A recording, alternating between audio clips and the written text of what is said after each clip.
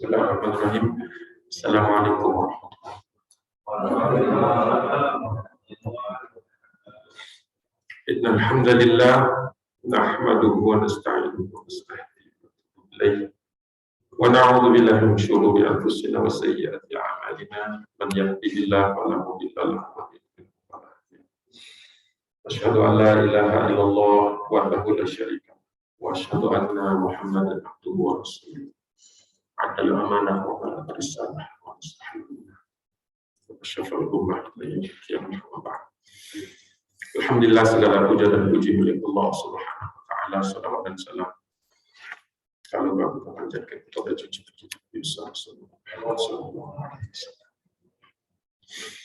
Alhamdulillah, pada pagi hari ini dengan izin Allah Subhanahu wa taala kita dipertemukan beberapa hari menjelang Ramadan. Insyaallah mudah-mudahan kita disampaikan sebagaimana doa-doa kita sejak bulan Rajab.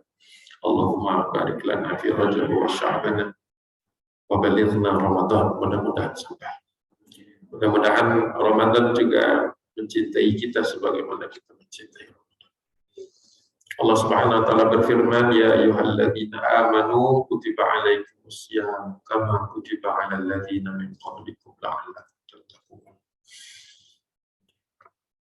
Yang ingin saya eksplorasi dari ayat ini sebagaimana yang ditulis oleh Ibnu Katsir di dalam tafsir Quran Al-Azim, bahwa kata-kata kama kutiba 'alal ladzina min qablikum menunjukkan bahwa Rasulullah sallallahu alaihi wasallam dan para sahabatnya itu sudah berpuasa, sudah ada kewajiban berpuasa sebelum perintah untuk berpuasa di bulan Ramadan 1 bulan penuh. Namun sebelum kita masuk ke dalam pembahasan itu, Ibnu Katsir mengingatkan kita bahwa li'anna siyama fihi tazkiyah lil badan, bahwa di dalam puasa itu ada pembersihan badan kita secara fisik. Wa tadiqu limasaliki syayatin atau syaitan. Dan upaya kita untuk mempersempit ruang gerak syaitan.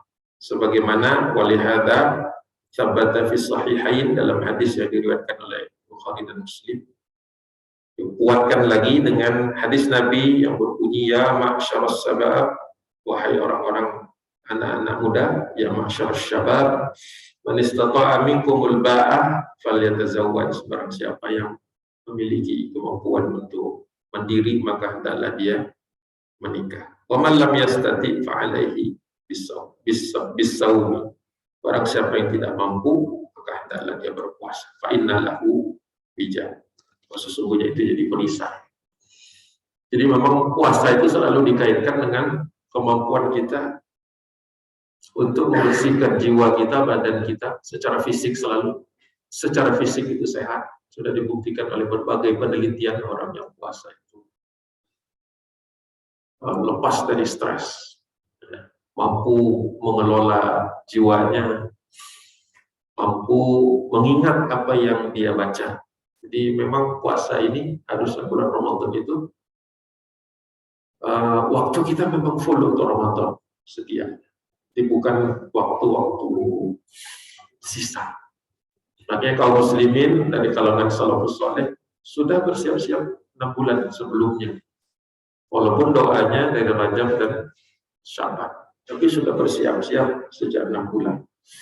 Saya tadi cari-cari di Ibnu Katsir tidak ketemu, tetapi ada di tempat lain. Diriwayatkan oleh Imam Abdul Hasan Al-Mawardi. Ya. Bukan yang itu, maaf.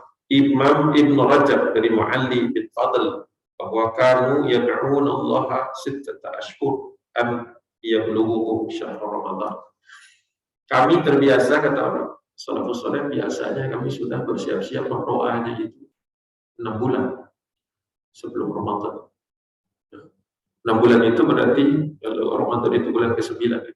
Ramadan, Safar, Rabiul Awwal, cuma di bulan ini Rajab, Syaban, Ramadan. Ramadan itu bulan ke-9. Kalau mundur 6 bulan berarti dari Rabiul Awwal. Dari Rabiul Awwal mereka sudah.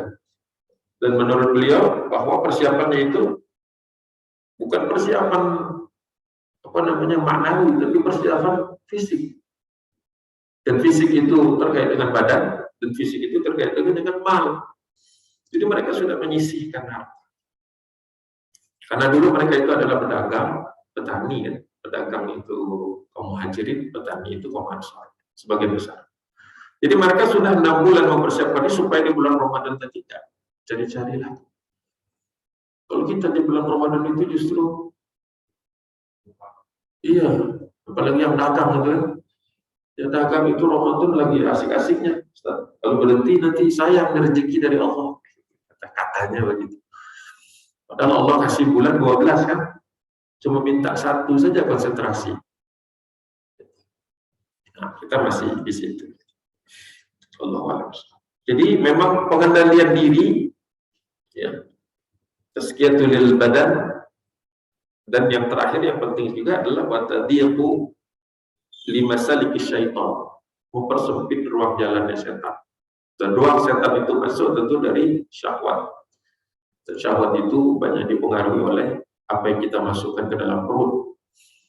Semakin syubhat yang kita masukkan, apalagi haram yang kita masukkan, maka perut ini dorong terus untuk maksiat.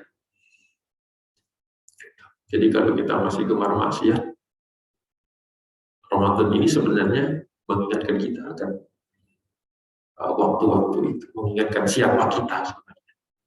Jadi kalau kita untuk mencari tahu jati diri kita itu, sudah Allah siapkan Ramadan. Apakah kita ahli ibadah atau ahli maksiat? Nah, kembali kepada pertanyaan tadi. Waktu ada fi ibtida'il Islam, bahwa di awal Islam dulu yasumuna min kulli syahr salasata ayyam, bahwa kaum muslimin jadi sudah mengenal puasa sebelum puasa Ramadan diwajibkan, yakni setiap bulannya salasata ayyam, 3 hari. Dan itu kalau menurut Ibnu Abbas adalah kebiasaan yang memang dibolehkan, yakni bidzalika ahlul kitab, dari ahlul kitab. Di Madinah ada orang Yahudi tahu tentang ini. Walaupun mereka juga ujiannya kan puasa juga, puasa mancing dulu. Puasa mancing di hari Sabtu. Kita juga dipuasakan makan dan minum dan bertemu dengan istri. Tsumma nasakha dzalika bi shaumi syahril Ramadan, baru kemudian dinasakh, dianulir, digantikan, dimutakhirkan, disempurnakan oleh Allah Subhanahu wa taala dengan puasa sebulan penuh. Ini diriwayatkan oleh banyak perawi, dari Mu'adz bin Jabal, Ibnu Mas'ud, Ibnu Abbas, itu dari kalangan sahabat radhiyallahu anhu, wa Atha, wa Qatadah, wa Dhahhak bin Mazahib, itu dari kalangan tabi'in. Jadi sudah merupakan suatu. Makanya ada sahabat Nabi SAW ketika diperintahkan puasa sebulan penuh, mereka merasa, wah ini biasanya puasa di bulan-bulan yang lain, sekarang cuma Ramadan saja. Rasulullah, boleh nggak kami nambah? Apa yang bisa kami tambahkan? Kata Nabi, puasa Senin Kamis. Senin itu pahala diangkat.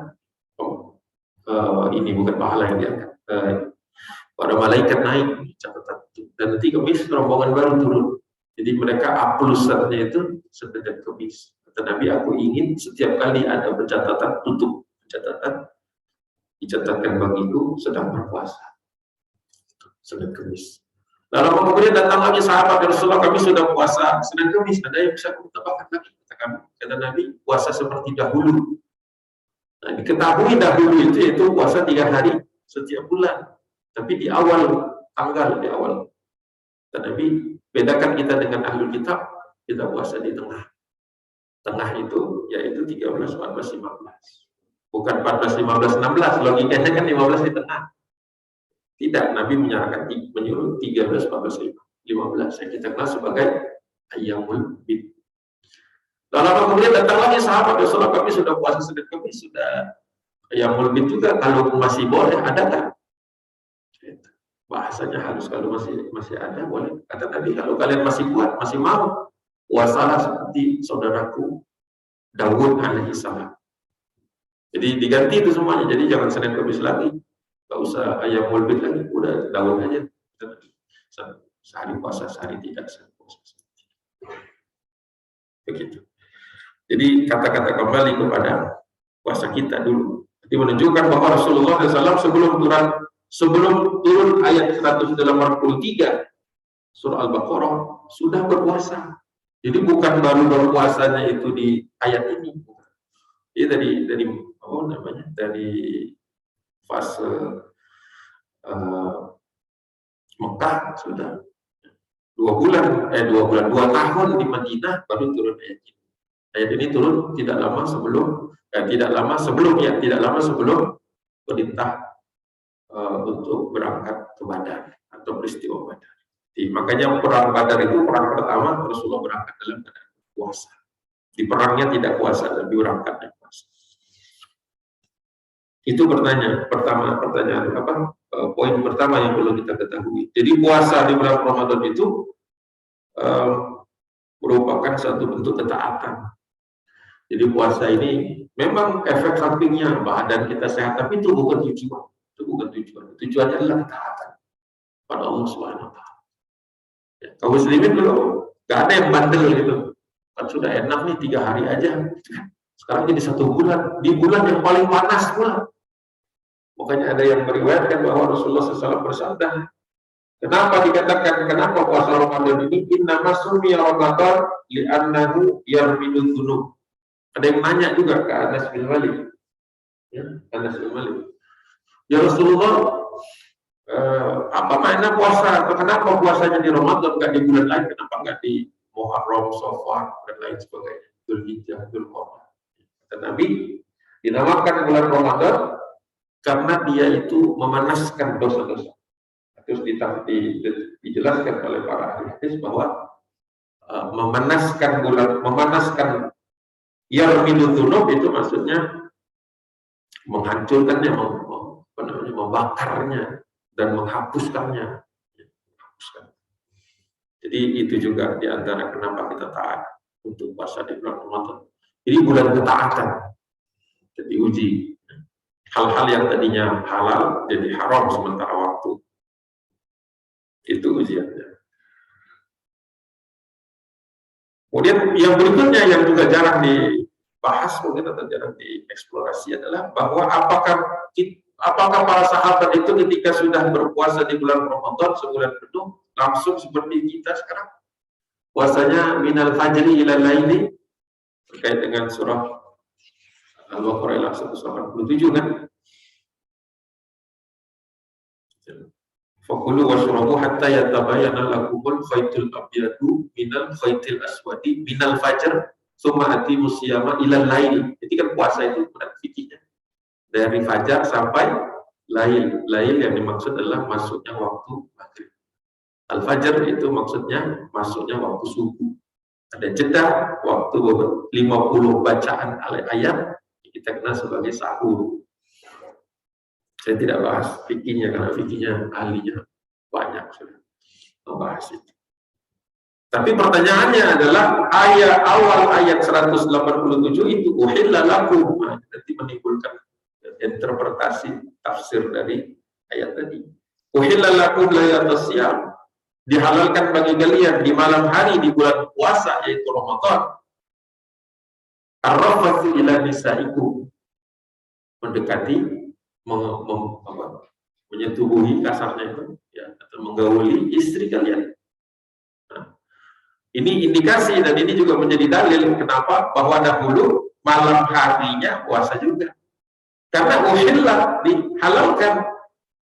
dihalalkan bagi kalian di malam hari di bulan Ramadan untuk mendekati istri kalian. Loh, kalau masalah dihalalkan berarti pernah diharamkan. Sekarang dihalalkan, berarti sebelumnya diharamkan. Itu terkait dengan hadis Qais bin Surmah Al-Ansari yang pingsan siang harinya karena nggak makan, nggak sempat makan karena tertidur, dan Umar bin Khattab mendatangi Nabi, Rasulullah, saya datangin istri saya pada Isya nih, ya, tolong sampaikan kepada Allah untuk tidak mendatangi istri di malam hari. Loh, memang malam hari nggak apa-apa kan harusnya? Ya kan? Nggak apa-apa kan malam hari, kecuali yang tinggal. Nah, kenapa sampai Umar mendatangi Rasulullah SAW melaporkan dia merasa melakukan kesalahan? Ada nanti di prolog aja. Karena malamnya pernah. Jadi pertanyaan mendasar kita, dulu para sahabat awalnya puasanya dari jam berapa sih? Kok sampai malam hari tak boleh menggauli istri? Itu kan masalah. Ini hadisnya dari Ibnu Umar. Ada semuanya di tafsir Al-Quran Al-Azim. Ibnu Katsir, yang dibuka sendiri aja. Kutiba alaihim idza shalla ahaduhum al-atamata wa nama harama Allah alaihi ta'ama wa syaraba wa nisaa ila mithliha. Kami dulu, kata Ibnu Umar, awalnya waktu berpuasa di bulan Ramadan itu diwajibkan bagi kami setelah sholat al-atamah. Atamah itu al-isya. Semua para mufassir sepakat bahwa setelah sholat isya kami, ya, itu tidak ada lagi aktivitas lagi. Makanya banyak yang tidur. Kenapa kau tidur? Gak sholat tarawih? Nah, sholat tarawih sendiri-sendiri. Rasulullah hanya 3 hari. Hari pertama, hari kedua, hari ketiga. Hari keempat itu ibu sahabat tidak muncul Rasulullah dalam masjid. Sholat di dalam rumahnya. Besok pagi subuh ditanya sahabat, Rasulullah malam ini nggak keluar. Ya malam tadi kok tidak keluar sholat. Padahal hari pertama ada sebagian yang berjamaah. Hari kedua, terakhir hari kedua banyak. Hari ketiga udah hampir terus Masjid Nabawi. Karena dari mulut ke mulut Rasulullah sholat tarawih khusus Ramadan. Hari keempat Rasulullah keluar. Ada juga hadisnya sahih. Kata Nabi, saya khawatir kalian mewajibkan ini.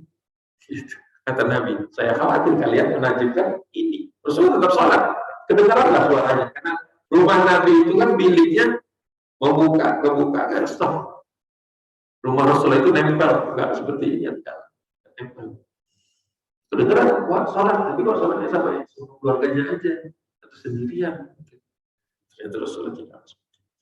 Makanya di sini disebutkan bahwa kami diwajibkan setelah sholat atamah selesai berjamaah, wa nama sebagian kami tidur, karena Allah mengharapkan atas kami at-ta'ama wa syaraba wa nisa, tidak boleh makan, tidak boleh minum, tidak boleh menemui istri. Illa mithliha, sampai seperti malam lagi.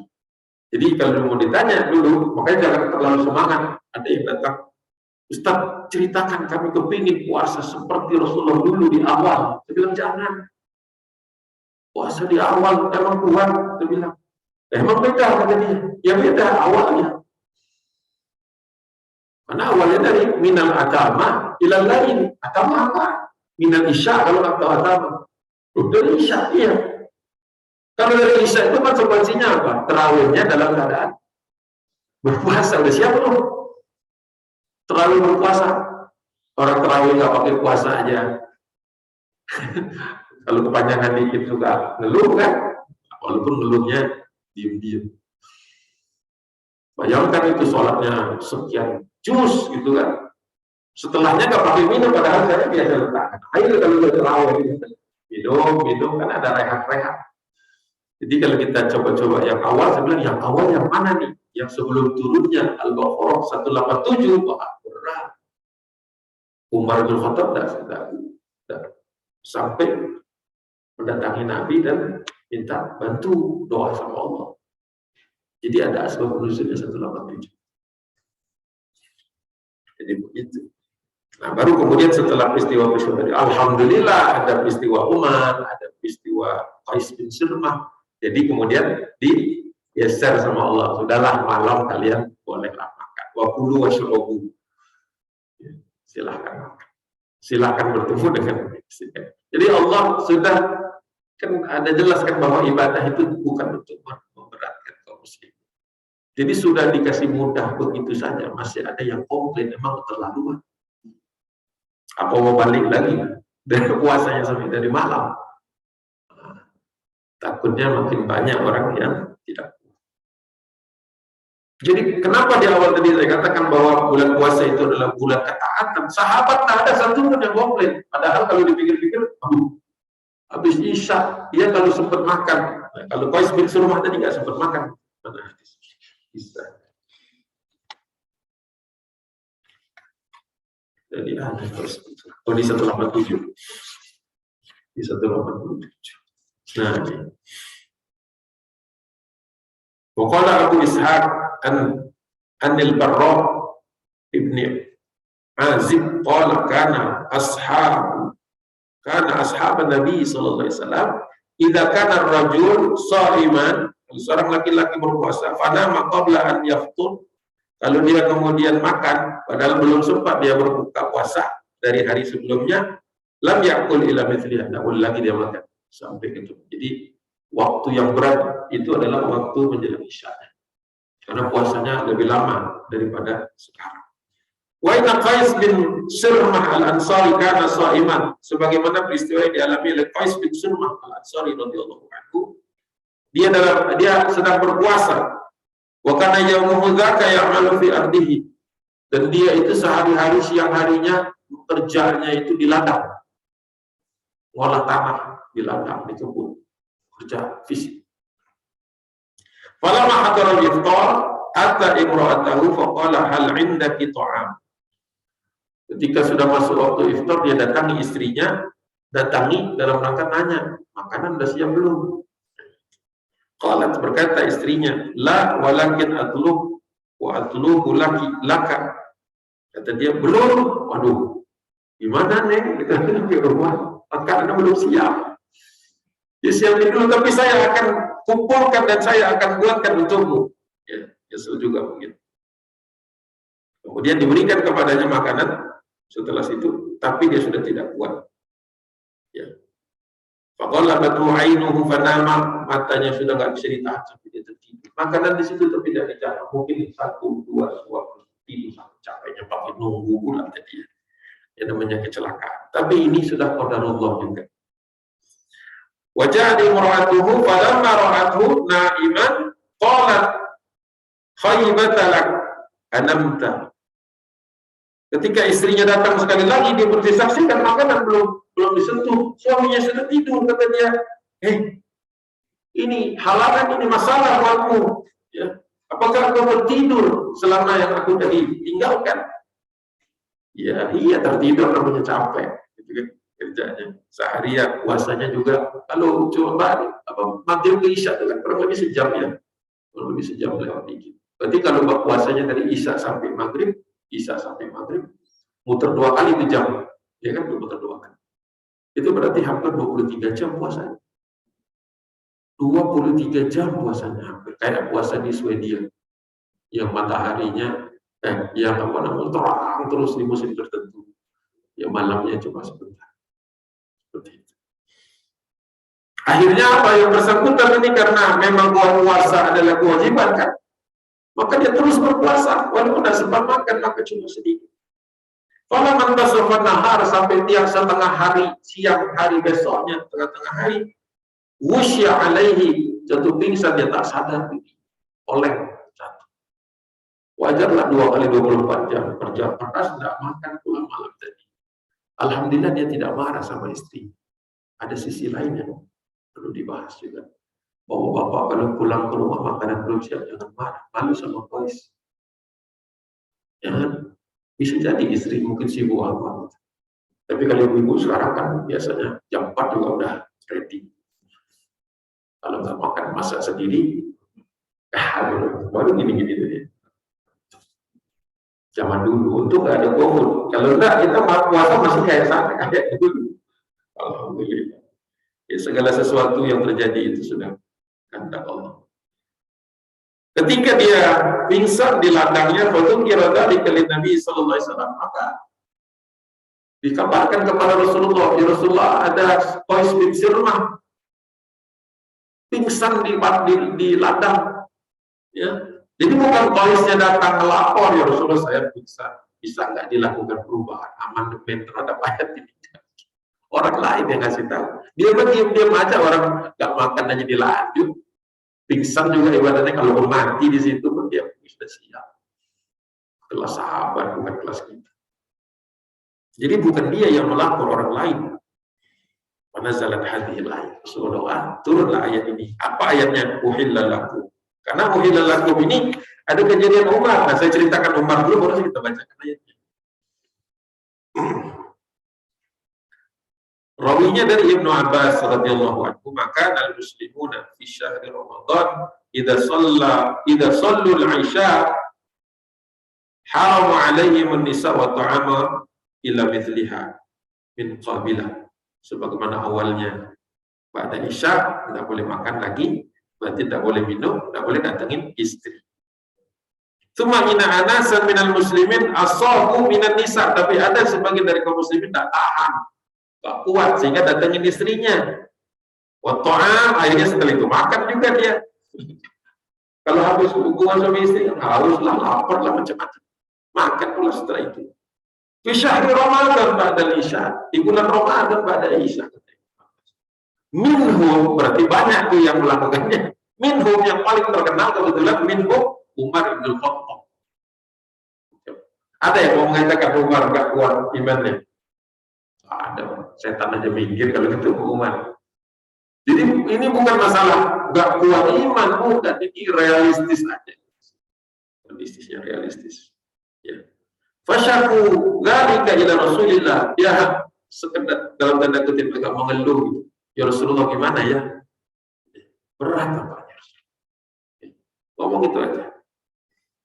Fa anzalallahu ta'ala, bagian dari 187, alimallah, Allah tahu, alimallahu annakum kuntum tahtanuna anfusakum. Allah tahu bahwa ada di antara kalian yang nggak kuat, nggak bisa nahan dirinya. Ya, ini maksudnya dekati, terpaksa mendekati istrinya, tapi menyadari itu salah. Fataba alaihi wa afa ankum. Kalau terima taubatnya, itu garis bawahnya. Dulu mereka bukan senang-senang melakukannya, nyesel. Jadi bukan memang kepengen melanggar. Ya, sebenarnya tidak. Dari mana dari bahas? Nah, kita baca secara lengkap. 187. A'udzubillahi minasyaitonir rajim. Wa hilla lakum lailatus shiyamir rafathu ila nisaikum. Sudah dihalalkan bagi kalian di malam hari di bulan Ramadan untuk mendatangi istri kalian. Kunna libasun lakum wa antum libasun lahum. Ya. Mereka adalah pakaian bagimu dan kalian adalah pakaian bagi mereka. Ini menunjukkan bahwa hubungan itu hubungan intim, bukan datangin ngobrol, bukan. Jadi pakaian, kalau jadi pakaian itu kan berarti intim. Alimallah, Allah tahu, annakum, bahwa kalian, ada sebagian dari kalian, kuntum tahtaduna anfusakum, gak bisa, tak kuat menahan diri kalian dalam hal urusan mendatangi istri. Fataba alaikum, Allah terima taubat kalian. Wa'afa ankum, dan Allah terampuni kalian. Baru setelah itu Allah lanjutkan lagi, fal'ana basyiruhunna, sejak saatnya turun ini, sejak saat itu hubungilah istri kalian, datangilah istri kalian kalau kalian suka. Wabtaghu ma kataballahu lakum. Nah, wabtaghu tadi saya intip-intip sedikit. Apa namanya? Kenapa? Ambillah apa namanya yang Allah rezekikan buat kalian. Ada yang menyebutkan tadi jima'uhunna, menjima istri sampai yakni al-walad, sampai lahir anak. Jadi Allah bukan sekedar boleh, tapi cari keutamaannya. Cari keutamaan. Baru setelah itu, wakulu washrabu, sekalian. Jadi yang diperbolehkan bukan hanya jima, tapi makan dan minum. Wakulu washrabu. Tapi syaratnya kata Allah bukan seenak-enaknya saja, ada syarat waktunya, hatta yatabayyana, sampai kamu bisa bedakan. Lakumul khaytul abyad, benang putih, ya, minal, dari benang putih, minal khaytil aswad, dengan benang hitam. Jadi para sahabat waktu itu Kalau mau ngecek nih, masih boleh makan nggak? Keluar bawa benang, 2 benang, seutas putih, seutas hitam. Taruh di keker ke langit. Ada yang lapor, Rasulullah, saya belum bisa bedakan, berarti boleh makan? Boleh. Keker. Yang laki sampai keluar, mungkin matanya masih muda, matanya masih muda. Ya Rasulullah, ini boleh kelihatan bedanya, berarti tidak boleh makan. Tidak boleh. Turunlah Jibril sekali lagi. Jadi ayat ini pun tidak langsung sampai habis turunnya. Jibril datang lagi. Jadi kata-kata minal fajri itu turun, ada jeda dengan wabulu wasulamu kata yang tabayana hukumul khaytul abiyadi khaytul abiyadu minal khaytil aswadi. Break. Berlalu dulu beberapa hari, ada yang lapor, kan repot nih. Di hari yang sama, di jam yang sama, ada yang masih bisa melihat bedanya. Maksudnya sudah bisa melihat bedanya, jadi dia berhenti dari makan dan minum. Ada yang belum bisa bedain, berarti kata dia boleh dong. Nah, sama Allah, kalau terjadi perselisihan waktu, maka tetap tambah lagi minal fajr. Kalau sudah fajar, nggak bisa melihat, nggak bisa lihat bedanya, itu tetap nggak boleh. Ya sudah fajar. Fajar berarti kan tandanya adalah terangnya awal itu ketika matahari belum terbit tapi terangnya sudah kelihatan. Itu sudah tidak boleh makan. Setelah itu tuh ma'ati musyama ilal lain. Setelah itu kalian sempurnakan puasanya sampai dengan malam. Nah, jadi batas akhirnya tidak berubah. Batas awalnya saja yang bergeser. Dari sekitar jam 7:30, 8 bergeser jadi jam 4:30, kurang lebih lah. Sampai beda waktu.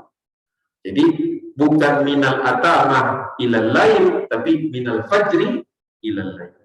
Begitu sejarahnya. Wala tubashiruhunna wa antum aakifuna fil masajid. Dan tapi janganlah kalian datangi istri kalian kalau kalian dalam keadaan beriktikaf di masjid. Jadi satu pengecualiannya, boleh malam hari di bulan Ramadan mendatangi istri, boleh, kecuali lagi iktikaf. Makanya Rasulullah kalau iktikaf mengencangkan pakaian bawahnya supaya fokus pada malam itu, terutama mengejar Lailatul Qadar. Ya, jadi begitu. Tetap ada pengecualian. Makanya kalau mau iktikaf itu koordinasi dulu dengan istri. Ya. Kalau istrinya lebih dari satu, koordinasinya lebih dari satu kali. Karena malam itu giliran siapa bisa jadi permasalahan. Mau masuk puasa itu termasuk menyepakati malam-malam iktikaf supaya istri tahu, oh berarti nggak didatangi itu malam. Kalau istrinya lebih satu, menyesuaikan jadwal juga. Ini jadwal di rumah siapa, harus jelas juga. Jadi banyak konsekuensinya. Ya, kalau di sini cuma nyengir karena kita tidak ada masalah itu, atau ada. Jadi konsekuensi dari fikih itu banyak, termasuk bapak-bapak juga harus adil dalam semua keadaan. Jangan, kenapa sih kalau giliran saya iktikaf terus timbul masalah begitu? Bapak-bapak nggak ada masalah itu. Kalau ini kan fikih itu kan untuk mengantisipasi permasalahan yang mungkin timbul. Not necessarily our problem, gitu kan? Jadinya gitu. Kadzalika yubayyinullahu ayatihi lin-nasi la'allahum yattaqun. Tilka hududullah, itulah aturan yang Allah buatkan. Inilah batasan-batasan Allah. Fala taqrabuha. Sudah dikasih, istilahnya sudah dikasih korting ya, dikasih bonus ya, malamnya boleh, janganlah dekati lagi. Maksudnya jangan lagi cari-cari celahnya. Jangan lagi di istilahnya boleh nggak sampai jam 7, jadi itu kan udah final. Allah taqrabuha. Kadzalika, dan seperti itulah yubayyinullah, Allah terangkan ayatnya linnas kepada manusia yang beriman la'allahum yattaqun. Sama. Semua proses tadi jangan dipikir ujungnya adalah takwa. Sama seperti 183 la'allahum tattaqun. Jadi apapun peristiwanya kita tidak usah ikut-ikut orientalis, orang barat, hermeneutika mengatakan inilah bukti Quran tak sempurna. Tadi. Inilah bukti Allah juga alfa, Allah juga punya kelemahan. Gitu. Ya kan? Kenapa nggak langsung aja? Kenapa sih kalau pakai proses-proses begitu? Jelas kata Allah sendiri menjelaskan. Kadzalika yubayyinullah ayati. Inilah cara Allah menjelaskan.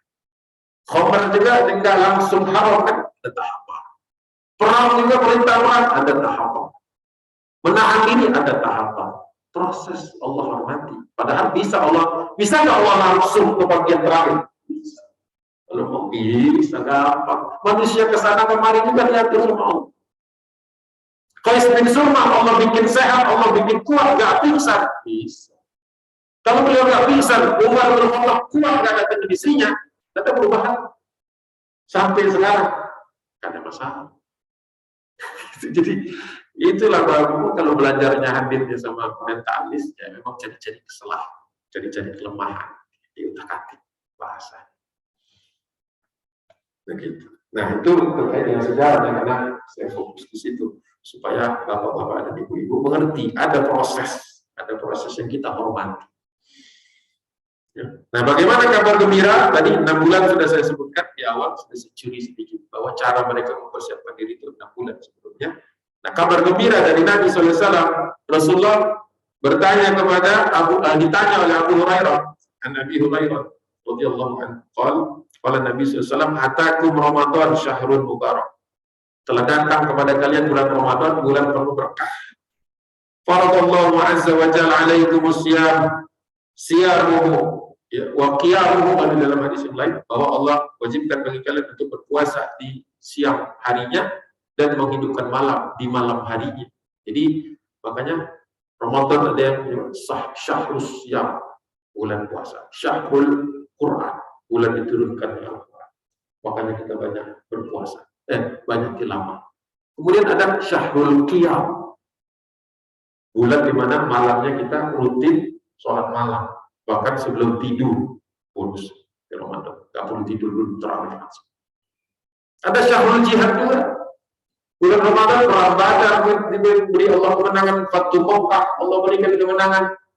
Ketika pasukan Salim berebut Al-Quds, direbut kembali oleh Salahuddin Al-Ayyubi. Bulan Ramadan, ketika mau menghancurkan kota-kota lain setelah Baghdad, hancur di Ain Jalut, bulan Ramadan juga. Kaum muslimin yang perang ke Andalus juga, bulan Ramadan menginjakkan kakinya ke Eropa. Indonesia 17 Agustus 1945, 9 Ramadan 1264 Hijriah.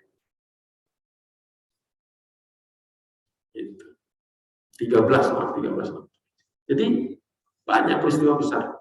Jadi Ramadan bukan bulan lemes, bukan bulan orang-orang santai-santai, orang berjuang fisabilillah. Jadi kata Nabi, berkah bulan ini. Kalian diwajibkan untuk berpuasa di siang harinya dan menghidupkan malam. Yuftihu fihi abwabus sama, dibuka pintu langit, yaitu pintu surga. Makanya orang kalau mau melakukan ibadah itu enteng di bulan Ramadan.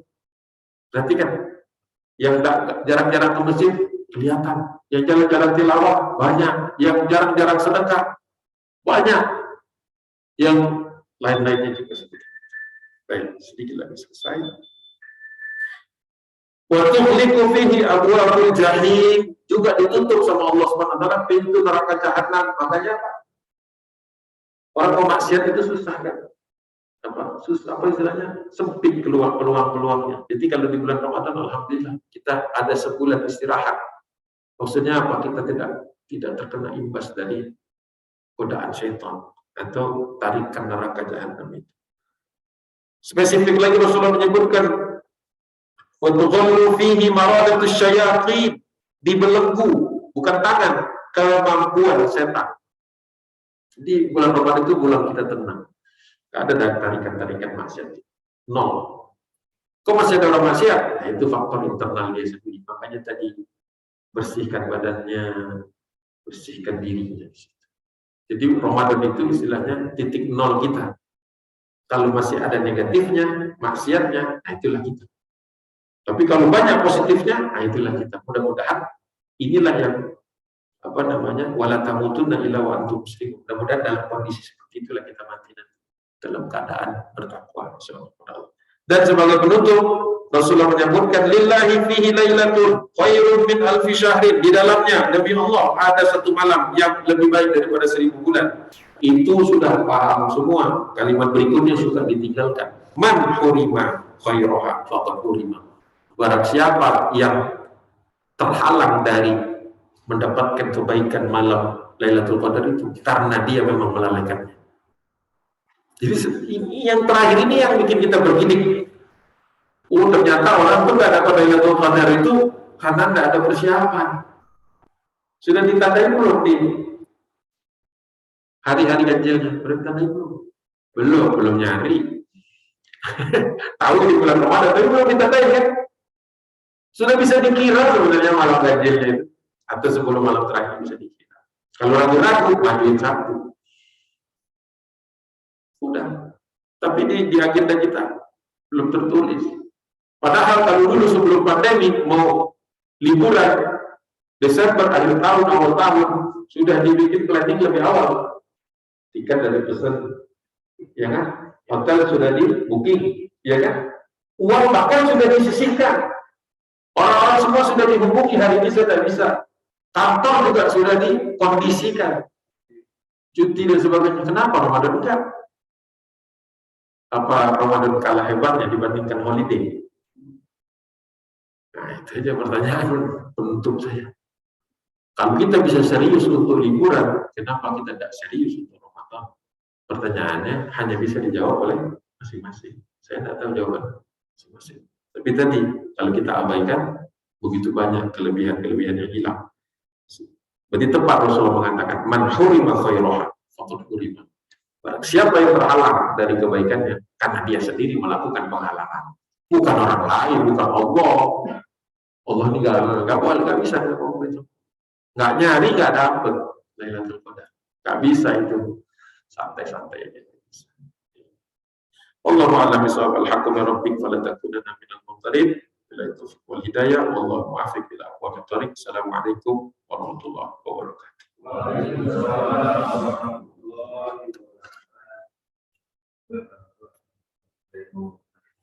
Boleh. Waalaikumsalam.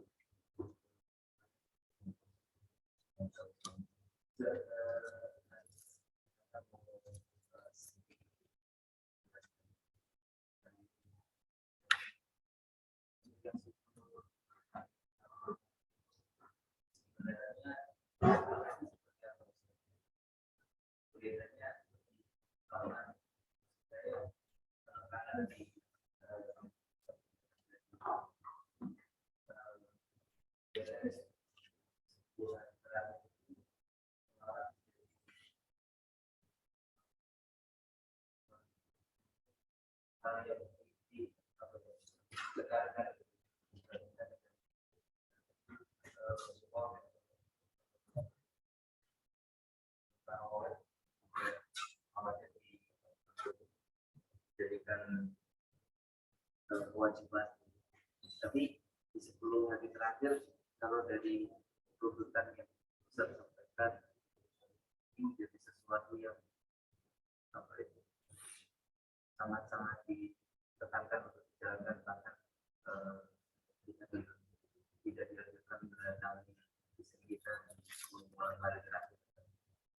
Semua mungkin akan diperjelas seperti apa secara ilmiah. Ya, sebenarnya masalah tarawih sudah dibuatkan dengan waqiyamuhu tadi. Jadi memang kita harus menghidupkan sholat malamnya. Bukan hanya tarawih mungkin. Kalau yang sempat bangun lagi setelah tidur untuk tahajud, untuk sholat lain, dipersilahkan. Jadi bahkan disejajarkan Nabi dengan qiyam, antara qiyam dan siam. Jadi tidak ada yang menomor 2-kan atau menomor 3-kan tarawih. Tapi memang pelaksanaannya ijtihad dari Umar bin Khattab. Waktu itu banyak orang sholat di Masjid Nabawi sendiri kumpulkan jamaahkan. Dan tidak ada sahabat yang menyelisih itu. Jadi boleh diselenggarakan bagus, karena kalau tidak diselenggarakan begitu, kadang-kadang kalau sendiri ya kalau lagi kuat, kalau lagi nggak kuat lewat. Jadi bagus diselenggarakan. Bagi yang masih membutuhkan, wah enak kalau rame-rame. Tapi kalau yang bisa melakukan sendirian juga tidak perlu kita cemooh. Ya, karena memang dasarnya di sunnah. Jangan diwajibkan kalau sunnah. Tapi ini kewajiban sunnahnya sampai kepada para sahabat waktu itu di zaman Umar sebagai khalifah, menjadikan suatu kebiasaan. Makanya ada istilah salah satu di antara bid'ah yang hasanah itu adalah ketika Umar mewajibkan orang-orang mengumpulkan orang untuk sholat berjamaah. Padahal Nabi hari keempat tidak keluar. Gitu. Jadi di zaman Nabi udah disetop sama Nabi, tapi di Umar dihidupkan karena Umar melihat kondisi masyarakat yang berbeda. Itu proses pembentukan hukum, perlu melihat kondisi realnya. Di zaman Nabi mungkin tidak perlu begitu karena orang-orangnya alim, orang-orangnya soleh, sendiri-sendiri juga jalan. Di zaman kita kalau suruh sendiri-sendiri kadang-kadang nggak jalan. Buktinya apa? Coba yang sholat lain di luar Ramadan berapa orang? Yang terus-terusan tiap malam. Nah, gitu aja. Nah, kalau masalah 10 malam terakhir ya Rasulullah menjelang wafatnya bahkan sebulan. Etikanya menjelang wafatnya. Kok Rasulullah tahu sih ada tanda-tanda wafat dia tadi? Jibril datang biasanya di bulan Ramadan hanya memurajaah hafalan Nabi sekali. Rasulullah nanya, kenapa bulan ini, tahun ini 2 kali datangnya untuk memurajaah? Jibril nggak jawab apa, karena Jibril pun nggak tahu kapan saatnya wafatnya Nabi. Tapi Rasulullah sudah punya batin. Oh ini berarti beda ini. Berarti makin dekat. Makanya Rasulullah memperbanyak itikaf. Rasulullah saja sampai seperti itu. Padahal kesalahan Nabi sudah diampuni sama Allah SWT, sudah dibersihkan dari itu, tapi masih saja mencari-cari 10 malam terakhir. Apalagi kita yang nggak punya apa-apa, kan nggak ada tabungan apa-apa gitu, sedikit sekali. Lebih bodoh lagi. Begitu. Kenapa penekanan dari Rasulullah tadi? Itu kan perkataan Nabi, bukan perkataan man hurrima khairah. Jangan sampai kita sendiri menghalangi diri kita untuk mendapatkan kebaikan. Menghalanginya apa? Misalnya, udah tahu nanti malam ini malam 10 terakhir, di antara malam 10. Udah tahu ulang mungkin bahkan malam ganjil, karena ada indikator ke arah situ.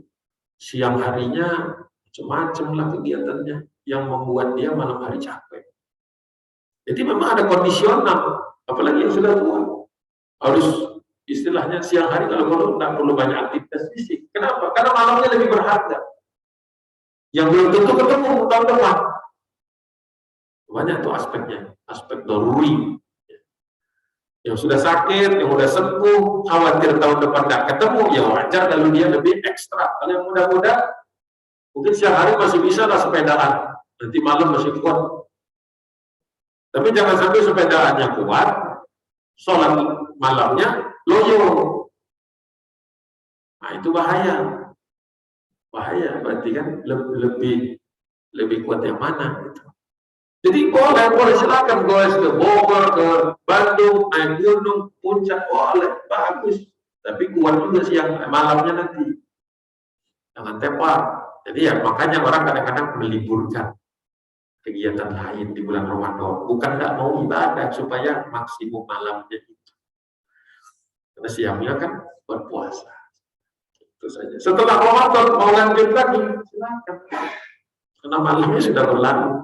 Malam-malam yang khairun min alfi syahr.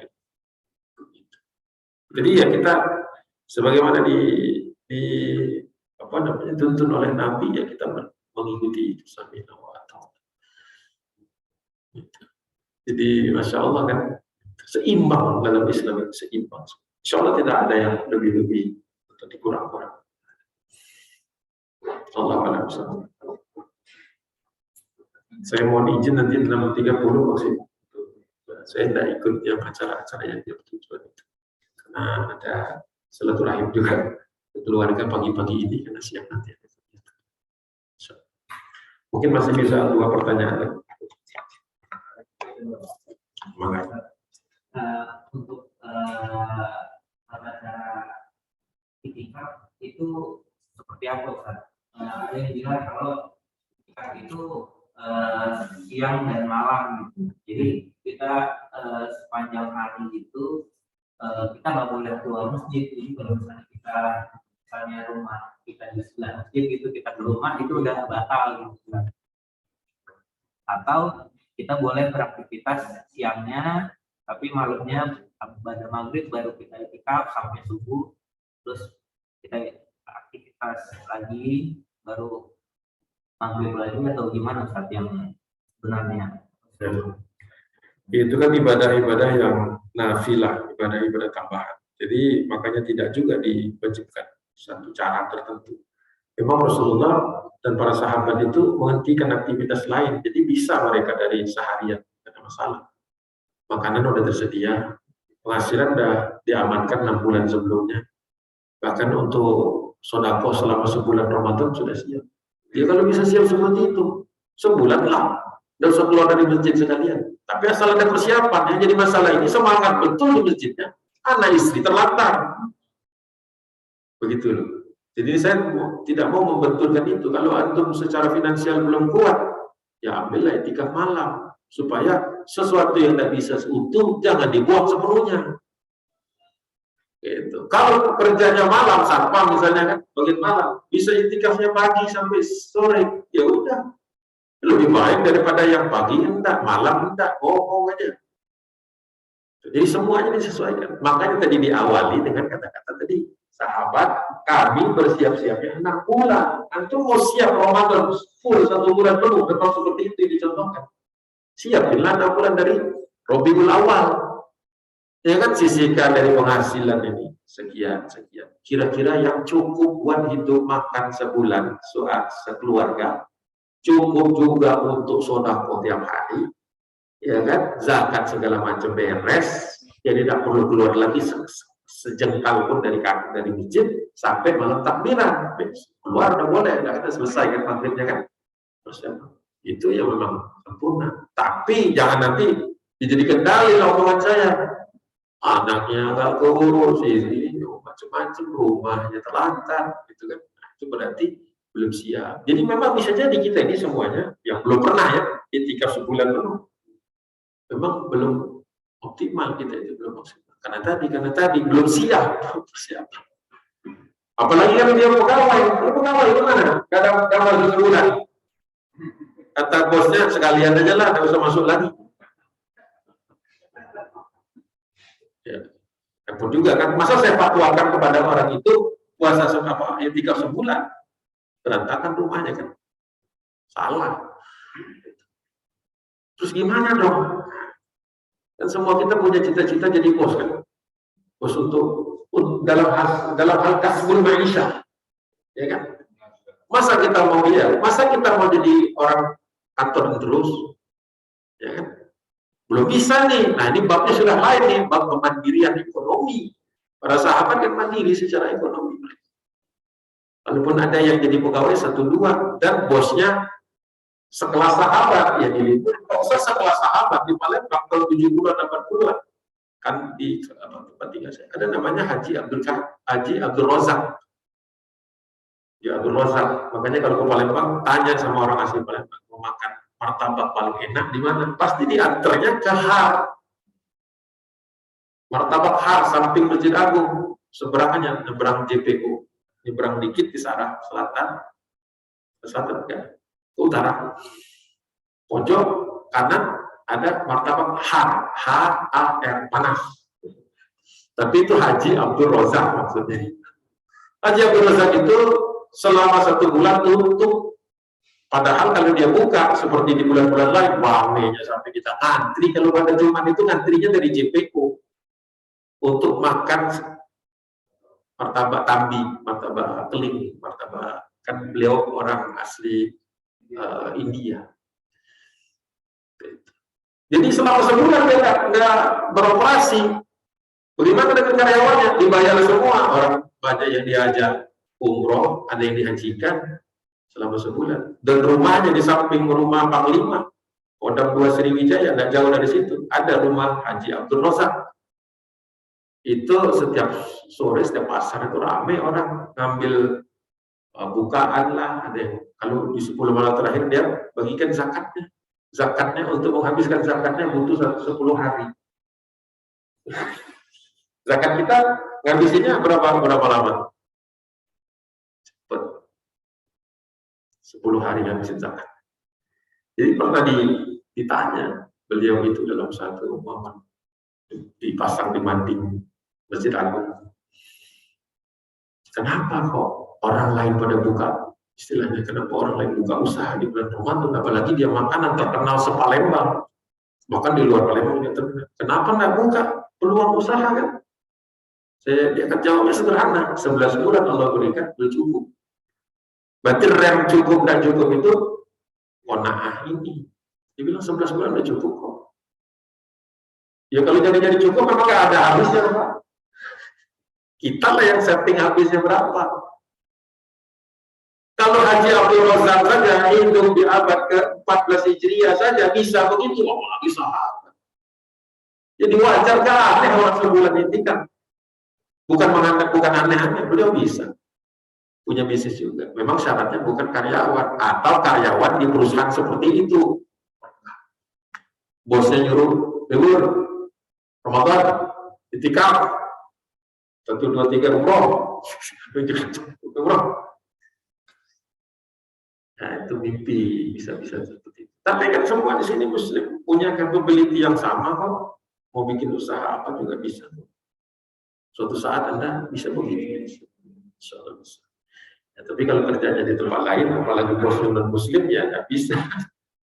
Kecuali dia spesial. Begitu saja. Jadi betul adanya memang begitu. Sempurnanya begitu. Tapi kalau nggak bisa sempurna, jangan ditinggal. Bisanya cuma malam aja, silakan. Bisanya siang aja, silakan. Ada masalah. Kalau di 10 malam terakhir, bagusnya malam karena ada Lailatul Qadarnya. Jelasnya kan begitu, skala prioritas. Silakan. Bermimpi kita bisa begitu semua, insya Allah. Ya, baru kita serius tuh. Sekarang alhamdulillah sudah setengah dari besok lagi setengah. Begitu. Nah, sahabat Rasulullah ninggalin bahkan di akhir-akhir tahun beliau sebulan penuh tanpa menyadari bahwa itu bahwa tahun itu tahun terakhir. Jadi sudah punya feeling. Dari mana feelingnya? Karena Jibril datang 2 kali untuk ini menyempurnakan. Bahkan Jibril memberitahukan ayat ini di sini, ayat ini di sini, ayat ini di sini. Pastiin lagi semuanya lengkap. Sudah selesai, tinggal nambah yang terakhir aja. Nangis sahabat yang pertama kali nangis itu Abu Bakar Siddiq. Qurannya udah lengkap. Ayat-ayat nggak ada yang bolong lagi. Berarti sudah hampir final ini. Kalau final, Rasulullah nggak punya tugas lagi. Tugas utamanya itu menyampaikan Al-Quran. Berarti Rasulullah mau meninggal. Jadi orang-orang pada nangis ketika al-yawma akmaltu lakum dinakum. Itu turun, orang lain gembira. Di Islam ini sudah sempurna. Yang nangis cuma Abu Bakar. Karena Abu Bakar lebih jauh lagi mengetahui. Kalau Quran sudah sempurna, baginda Nabi sebentar lagi wafat. Sedihlah berpisah dengan Nabi. Allahu a'lam. Satu lagi.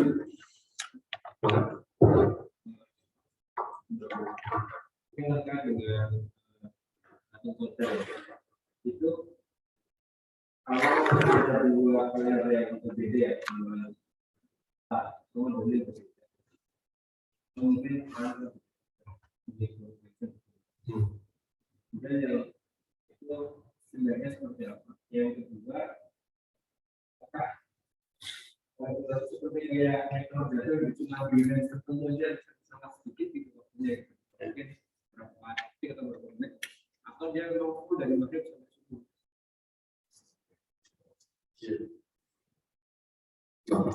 Kalau yang pertama itu kita ikuti, kalau di Indonesia ini konteksnya Majelis Ulama Indonesia yang menentukan itu kan sudah sudah menggabungkan pendekatan baik itu hisab maupun ruqyah dari 2 ormas terbesar di Indonesia, Nahdlatul Ulama maupun Muhammadiyah. Tapi kalau sudah yakin dengan perhitungan masing-masing, jalankan saja. Tidak perlu yang jadi masalah itu kalau kita nanti jadi bertengkar karena masing-masing sudah punya dasarnya, ruqyah dasarnya, hisab pada dasarnya. Yakin dengan itu, jalan. Tapi tidak ikut di dalam 2 ormas ini, ormas yang lain punya metode lain, atau sederhananya kan sudah diputuskan alim ulama, kita mukallaf aja, ikut aja di situ. Kalau ada keseliruan, kalau sudah bermusyawarah itu sudah syura itu sudah bersih. Jadi kita tidak perlu lagi mikir hati ini salah, padahal puasa sebenarnya belum masuk, gitu. Atau enggak puasa padahal sudah masuk, itu udah habis-habisnya di dalam hati kita berkecamuk. Yang paling sederhana adalah ketika kita sudah yakin dalam, tak perlu kita mengatakan orang kita udah puasa, belum puasa, awas nih Ramadan udah masuk, tak perlu gitu begitu. Sebaliknya kita juga nggak bilang kok jam sekarang udah puasa, Ramadan masih besok. Nggak perlu sampai kemudian menjadikan gesekan-gesekan. Begitu. Sederhananya seperti itu. Karena kalau dicari-cari tidak ada habisnya, ulama udah bertahun-tahun bahas itu. Udah ambil kesimpulan sederhana. Ikuti mana yang kita sudah kaji. Insya Allah Allah ampuni ya kesalahan-kesalahan yang tak mungkin kita hindari, misalnya keliruan-keliruan yang sifatnya ijtihad. Allah tidak permasalahkan masalah itu. Jadi saya lupa yang kedua itu. Oh iya, lain lakukan tadi ya. Apakah dari maghrib itu apakah sampai subuh menjelang subuhnya ya? Atau ketika orang udah mulai ngantuk semua, itu rahasianya ada pada Allah. Rasulullah seingat saya tidak pernah menjelaskan kapan masanya. Walaupun ada yang memperkuat pendapat sepertiga malam terakhir. Tapi jaga sepertiga malam terakhir itu dari awal jaganya. Jadi jangan berharap kita ambil sepertiganya aja gitu. Banyak yang niat begitu kan, tidur dulu sekarang bablas dia. Jadi sederhananya kalau untuk orang lemah, ambillah dari mulai ancang-ancang malam masuk, siapkan. Karena kan terus itu deretan peristiwanya, terus kita tidak tahu pasti jam yang mana, bahkan kita tidak tahu di hari yang mana persisnya. Segala macam interpretasi terhadap tafsir-tafsir terhadap hadis dan keterangan-keterangan lainnya. Yang mengatakan besok paginya begini begitu, ada yang mengatakan perubahan pada diri manusianya, macam-macam. Yang penting Allah lihat usahanya kita. Masalah dapat apa enggaknya itu apa? Kita usahanya dulu maksimal. Kalau usahanya sudah maksimal, mengalokasikan waktu, menyiapkan niat, memperkuat niat lagi, menjauhi maksiat dan juga mendekatkan diri kita taqarrub ilallah, maka dihadang dari maghrib bagus, belum kuat, stamina-nya jaga, terus berbagai cara yang ilmiah ya, cara ilmiah untuk menjaga supaya kita tidak terkantuk di malam, di jam-jam tertentu. Dan jangan lupa paginya istirahat kalau nggak kuat malamnya atau malamnya sudah masih. Idealnya memang tadi kembali lagi kepada yang tadi, idealnya kita terus di masjid supaya persiapan itu kan, karena kalau sudah pulang ke rumah itu tarikan bunyinya berapa. Jadi hubungi orang, ditanya orang sini akhirnya masuk masjidnya telat lagi. Sudah niatnya masuk maghrib dan masuk. Allah a'lam bishawab. Kali yang itu mungkin saya tidak bisa terlalu clear. Nah, sehingga saya tidak pernah ada disebutkan jam berapanya, bahwa di malam-malam 10 malam terakhir diganjil-ganjil sampai ada yang merumuskan, Nabi pernah mengatakan malam 25, malam 27. Allah a'lam bishawab, saya kata. Mudah-mudahan kita semua Allah karuniakan di bulan Ramadan ini mendapatkannya dan pertama kali mempersiapkan. Cukup ya, insya Allah saya juga harus minta izin nanti sebentar lagi. Mohon maaf sekaligus juga mudah-mudahan kita bisa bertemu kembali di bulan Ramadan dan setelahnya. Mudah-mudahan kita semua diberi kesehatan. Mari kita sama-sama tutup dengan doa kafaratul majlis. Subhanallahumma wa bihamdika asyhadu an la ilaha illa anta astaghfiruka wa atubu ilaik. Wabillahi taufiq wal hidayah. Assalamualaikum warahmatullahi wabarakatuh.